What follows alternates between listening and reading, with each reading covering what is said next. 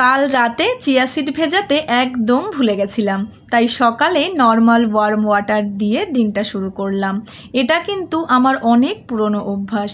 আজ ঘুম থেকে উঠতেও অনেকটা দেরি হয়ে গেছিলো, তাই ব্রেকফাস্ট করতেও দেরি হয়ে যায়। তাড়াহুড়ো করে দুজনে যা পেরেছি বানিয়ে নিয়েছি। তো ব্রেকফাস্টে ছিল চিজ অমলেট, ব্রেড, কয়েক টুকরো শসা, কয়েক চামচ টক দই। আর আরেকটা ব্যাপার হচ্ছে, তাড়াহুড়ো করে বানালেও এই চিজ অমলেটটা খেতে কিন্তু জাস্ট ওয়াও ছিল। কয়েক ঘন্টা বাদে খেলাম মালটা, আর এই মালটাটা খেতেও খুবই বাজে ছিল, একেবারেই টেস্ট ছিল না। বিকালে নিকিতা এসেছিল আমাদের চিপস খাওয়াতে। ফার্স্টে ওকে বারণ করে দিয়েছিলাম, কিন্তু পরে ভাবলাম মেয়েটা এত ভালোবেসে এনেছে, একটা খাই, তাই ওর থেকে একটা চিপস খেয়েছিলাম। সন্ধ্যায় খেয়েছিলাম আমি গ্রিন টি আর ও দার্জিলিং টি, সাথে ছিল এই বিস্কিটটা।